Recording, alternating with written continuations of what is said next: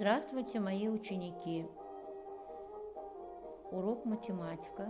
Приготовились. Что такое умножение? Это умное сложение.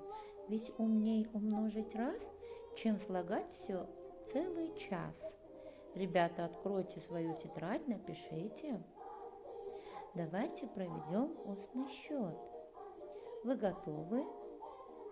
Проведем игру «Мозговой штурм». Название каждого числа в умножении – это множитель произведения. Второе – равенство, содержащее неизвестное уравнение. Дальше сами подумайте, проверьте себя. Сумма длин сторон прямоугольника.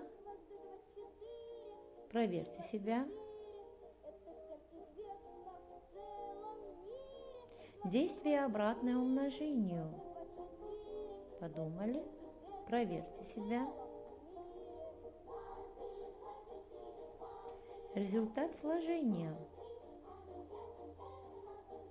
Совершенно верно. Проверьте себя. Сотня лет. Проверьте себя.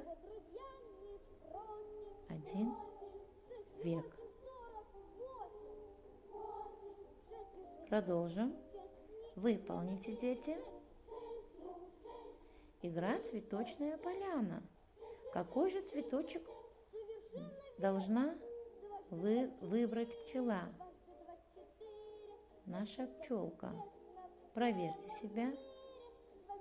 Запишите в рабочей тетради.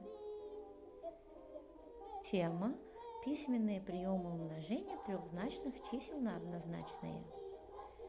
123 умножим на 4. Столбиком пишется так. Сначала складываем единицы, потом десятки, затем сотни. 4 умножим на 3 – 12, 2 пишем, 1 в уме. 4 умножим на 2 – 8, 1 в уме – 9. 4 умножим на 1 – 4. Теперь проведем работу по учебнику. Напишите примеры, дети.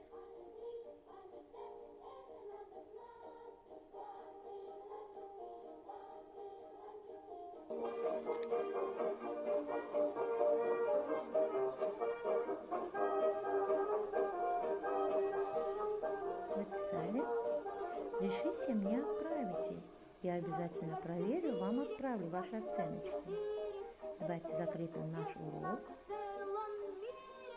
42 умножим на 4 равно 168. Пишем, рассуждаем так.